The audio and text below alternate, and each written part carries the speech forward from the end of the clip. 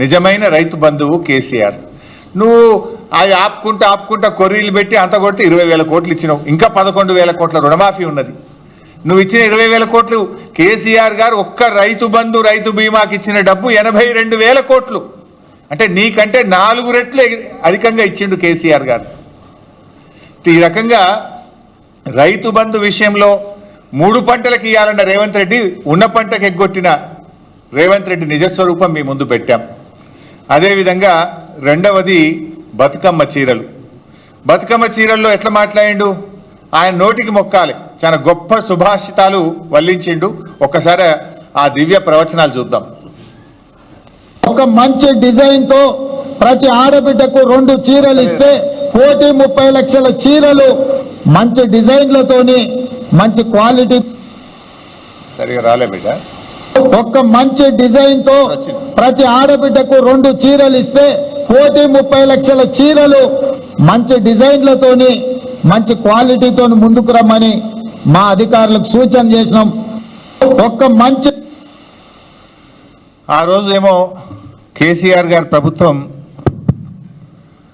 ప్రతి బతుకమ్మ పండుగ కూడా ఏ పేదింటి ఆడబిడ్డ కూడా పండుగ పూట పాత చీరలు కట్టుకోవద్దు, కొత్త చీర కట్టుకోవాలి, ఇటు చేనేత కార్మికులకు ఉపాధి దొరకాలని కేసీఆర్ గారు చీరలు ఇచ్చారు.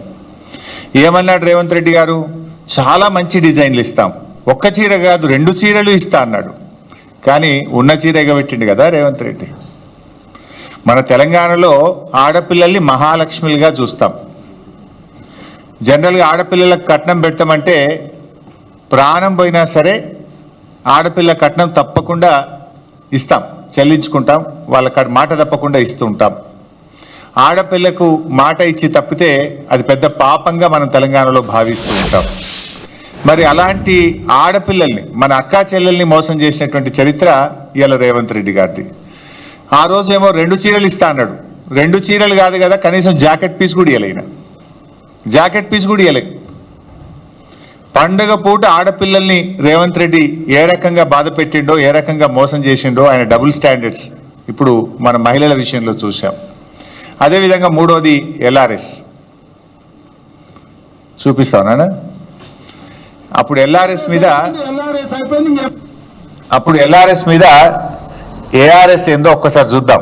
ఏఆర్ఎస్ అంటే ఏందనుకుంటున్నారా? ఎల్ఆర్ఎస్ అయిపోయింది, ఇంక ఎంఆర్ఎస్ తెస్తాడంట. పెద్ద మంచి లేదు, పెద్ద మంచి ఎల్ఆర్ఎస్ అంటే అదే ఇంక ఎంఆర్ఎస్ కూడా తెచ్చేటట్టు ఉన్నాడు. అదేంటి అంటే మ్యారేజ్ రెగ్యులరైజేషన్ స్కీమ్ సార్. వాళ్ళ రక్తాన్ని పీల్చాలనేటువంటి ఆలోచనతో రాష్ట్ర ప్రభుత్వం ఉంది. వీలైతే అసలు కట్టబాకండి.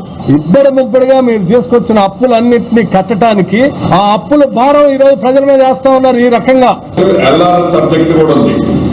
ఈ ఎల్ఆర్ఎస్ సబ్జెక్ట్ కి సంబంధించింది దానికి కిషోర్ గారు మీ అందరితో మాట్లాడారు, మేడం గారు కూడా మాట్లాడారు అనుకుంటాను, సిఎస్ గారు. దీన్ని కూడా మనం చాలా రషప్ చేసి ఏదైతే షార్ట్ ఫాల్ అప్లికేషన్స్ అన్ని కూడా వాళ్ళు మళ్ళీ అప్లోడ్ చేయడానికి మళ్ళీ మనోడు నోటిఫికేషన్ ఏదో ఇచ్చినట్టు మీకు షెడ్యూల్ ఏదో ఇచ్చినట్టున్నారు. వాటిని కూడా మనం షార్ట్ అవుట్ చేయాల్సిన రెస్పాన్సిబిలిటీ ఉంది. దానికి కావాల్సిన టీములు కూడా కావాలంటే ఐడెంటిఫై చేసుకోవడం రిక్రూట్ చేసుకుంటాం అనుకున్నాం. సో ఎల్ఆర్ఎస్ మీద ఏఆర్ఎస్ ఏందో చూశారు.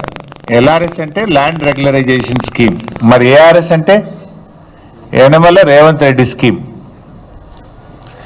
ఆ రోజు బీఆర్ఎస్ పార్టీ అధికారంలో ఉన్నప్పుడు ఎల్ఆర్ఎస్ ఉచితంగా చేయాలని, పేదల రక్తమాంసాలు పీలుస్తున్నారని, పేదలను ఉసురు పోసుకుంటున్నారని రెచ్చిపోయి మాట్లాడిండు రేవంత్ రెడ్డి గారు, బట్టి విక్రమార్క గారు, ఉత్తమ్ కుమార్ రెడ్డి గారు, కోమటిరెడ్డి గారు, సీతక్క గారు. ఇంకా అందరి వీడియోలు ఉన్నాయి, నేను టైం వేస్ట్ చేయదలుచుకోలేదు. కానీ ఇవాళ ఏమంటున్నారు, డబ్బు కట్టాల్సిందేనట. ఇప్పుడు 15,000 కోట్ల రూపాయల డబ్బు కట్టండి అని అధికారులకు ఛార్జ్ మెమోలు ఇస్తున్నారు. ఏమైంది, ప్రజల దగ్గర డబ్బు కట్టిస్తలేరు. ప్రజల్ని బెదిరించండి, అవసరమైతే కడీలు వీకండి, లేఅవుట్లు కూల్చండి, ప్రజల చేత డబ్బు కట్టించండి అని చెప్పి ఇవాళ ప్రజల రక్త మాంసాలు పీల్చి ఇవాళ ఎల్ఆర్ఎస్ డబ్బులు పేద ప్రజల దగ్గర వసూలు చేస్తూ ఉన్నారు. నేను అడుగుతా ఉన్నా, ఆ రోజు ఉచితంగా చేయాలన్న మీరు ఇవాళ పేద ప్రజల రక్త మాంసాలు ఎందుకు పీలుస్తున్నారు? ఎందుకు ఎల్ఆర్ఎస్కు ప్రజలు డబ్బులు కట్టాలి? కట్టద్దు అని బట్టి విక్రమార్క మాట్లాడింది కదా, గదే మాట మేమంటున్నాం. తెలంగాణ ప్రజలారా ఎల్ఆర్ఎస్ కట్టకండి. ఆనాటి బట్టి గారి మాటని నేను ఇవాళ చెప్తా ఉన్నా.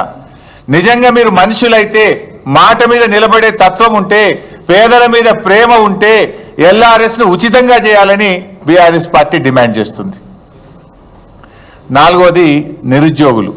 ఇందులో అయితే త్రిబుల్ స్టాండర్డ్గా, డబుల్ స్టాండర్డ్ కాదు, మనోడు త్రిబుల్ స్టాండర్డ్. ఇది కూడా ఒక్కసారి చూద్దాం. త్రిబుల్ స్టాండర్డ్ అది ప్రతిపక్ష నాయకుడిగా ఆయన పెట్టిన ట్వీట్, అపోజిషన్ లో పెట్టినప్పుడు ట్వీట్, ముఖ్యమంత్రి అయిన తర్వాత మాట్లాడింది. ఒకసారి చదువు రానోళ్లను ఇవాళ ప్రభుత్వం పరీక్షలు వేయాలంటారు, గ్రూప్ 1 పరీక్షలు వాయిదాలు వేయాలంటారు.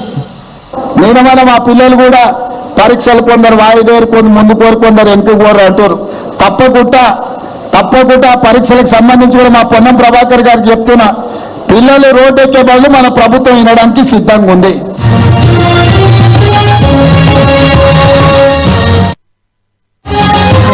ఓకే.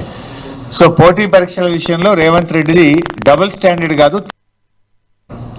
ఆ రోజు ప్రతిపక్షంలో ఉన్నప్పుడు గ్రూప్ 2, గ్రూప్ 1 ఎగ్జామ్స్ కేసీఆర్ గారు పెట్టాలని నిర్ణయం తీసుకుంటే వాయిదా వేయాలి, 2 పరీక్షలు ఒక్కసారి ఎట్లా రాస్తారు అని చెప్పి ఈయన గారు ఆ రోజు మాట్లాడినాడు, ట్వీట్ పెట్టినాడు.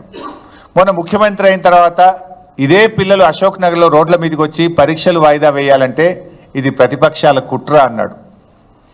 తలకు మాసినోడే పరీక్షలు వాయిదా వేయాలంటారని, చదువు రానోళ్లే పరీక్షలు వాయిదా వేయమంటారని నోటికి వచ్చినట్టు ఈయన మాట్లాడిండు.